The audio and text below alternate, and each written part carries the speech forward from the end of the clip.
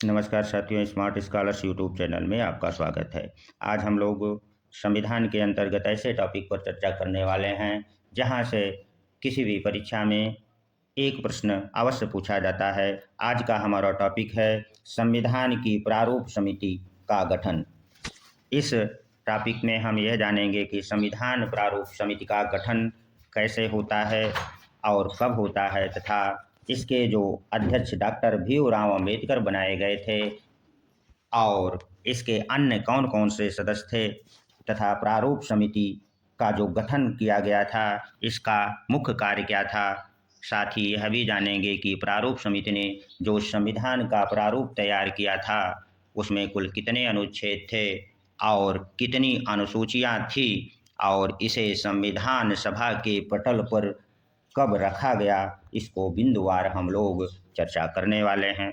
तो चलिए सबसे पहले हम लोग ये जानेंगे कि संविधान की प्रारूप समिति का गठन कैसे होता है और कब होता है।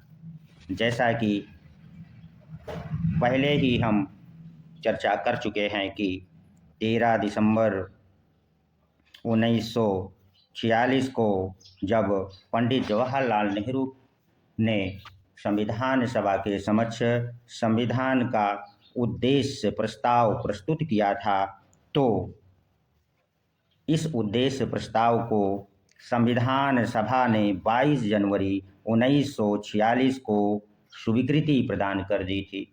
और जैसे ही संविधान सभा द्वारा पंडित जवाहरलाल नेहरू द्वारा प्रस्तुत उद्देश्य प्रस्ताव को स्वीकृति दे दी जाती है, उसी के बाद ही संविधान निर्माण हेतु संविधान सभा द्वारा विभिन्न समितियों का गठन किया जाता है। उनमें से प्रारूप समिति एक है और जो कि सबसे महत्वपूर्ण समिति थी।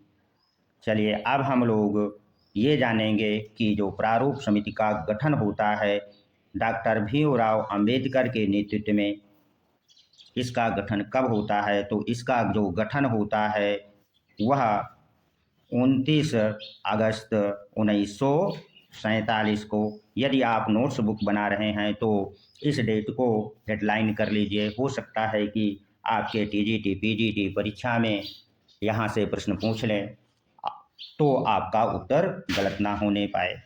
और दूसरी बात हमको यह जाननी है कि संविधान सभा का जो गठन 29 अगस्त 1947 को हो जाता है और तो इसके जो कुल कितने सदस्य थे, तो डॉक्टर भीमराव अंबेडकर सहित डॉक्टर भीमराव अंबेडकर जो कि इसके अध्यक्ष थे सहित कुल सदस्यों की संख्या 7 थी। अर्थात जो प्रारूप समिति बनाई गई थी वह 7 सदस्यीय थी। अब हमारे सामने यह प्रश्न उठता है कि जो 7 सदस्य थे वो कौन कौन से थे। तो टीटी कृष्णमाचारी, कौन? टीटी कृष्णमाचारी एक सदस्य थे और एन माधवराव इसके सदस्य बनाए गए थे। फिर गोपाल स्वामी अय्यर इसके सदस्य थे तथा के एम मुंशी इसके सदस्य थे तथा मोहम्मद सादुल्ला और के अय्यर इसके सदस्य बनाए गए थे। थोड़ा सा मुझे लगता है कि इनके नामों को जानना, थोड़ा सा याद करना थोड़ा सा कठिन है, तो आप इसको इस तरह याद कर लीजिए कविता के रूप में: कृष्णा माधव गोपाल स्वामी मुंशी सादुल्ला बने अय्यर। यानी अगर इसको इस तरह याद करेंगे तो हो सकता है कि आपको याद हो जाए। इसमें से जो टीटी कृष्णमाचारी थे 1948 में, कब? 1948 में इनका देहांत हो जाता है। अब 1948 में जब इनका देहांत हो जाता है तो इनके स्थान पर किसे नियुक्त किया जाता है, इसे भी आपको जानना चाहिए। तो डीपी खेतान इनके स्थान पर नियुक्त किए जाते हैं। अर्थात जब टीटी कृष्णमाचारी को 48 में मृत्यु हो जाती है तो उनके स्थान पर डीपी खेतान को नियुक्त कर लिया जाता है। हो सकता है कि यहाँ से भी प्रश्न पूछ ले। दूसरे जो एन माधव राव थे, कौन? एन माधव राव। इनकी इन्होंने स्वास्थ्य कारणों से, किस कारणों से? स्वास्थ्य कारणों से प्रारूप समिति के सदस्य पद से इस्तीफा दे दिया था और इनके स्थान पर जो चुनाव किया गया था बी.एल. मित्तल का। किसका चुनाव हुआ था? मित्तल का। आशा करते हैं कि आप लोगों ने अंबेडकर सहित जो 6 अन्य सदस्य थे उनको भली भांति समझ लिया होगा। और यदि आपके टीजीटी, पीजीटी व असिस्टेंट प्रोफेसर परीक्षा से प्रारूप समिति कब बनी थी, इसके अध्यक्ष कौन थे, इसके कुल कितने सदस्य थे और किनकी मृत्यु हुई थी, उनके स्थान पर कौन बनाए गए थे और किन्होंने स्वास्थ्य कारणों से अपना त्याग पत्र दिया था और उनके स्थान पर किन्हें नियुक्त किया गया, यहाँ से यदि कोई प्रश्न पूछेगा तो आप उत्तर सही करके आएंगे। तो चलिए अब हम लोग आगे ये चर्चा कर लें कि जो प्रारूप समिति बनाई गई थी इसका मुख्य कार्य क्या था। तो जो प्रारूप समिति अर्थात ड्राफ्टिंग कमेटी जो बनाई गई थी वह उसका मुख्य कार्य ये था कि पहला मुख्य कार्य ये था कि संविधान सभा की परामर्श शाखा द्वारा तैयार संविधान का परीक्षण करना। जो तैयार संविधान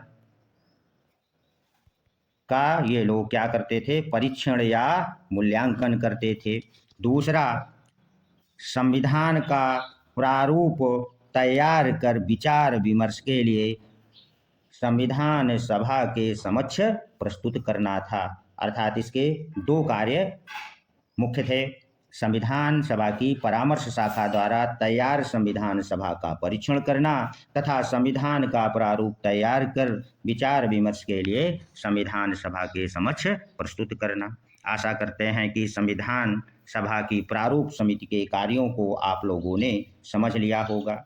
अब इसके तीसरे तथ्य पर हम चर्चा कर लें कि संविधान सभा द्वारा जो संविधान का प्रारूप डॉक्टर भीमराव अंबेडकर के नेतृत्व में तैयार किया गया था उसके कुल कितने अनुच्छेद थे।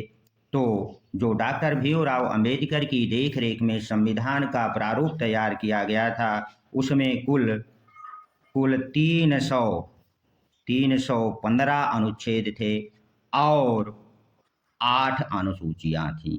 कितनी अनुसूचियां थीं?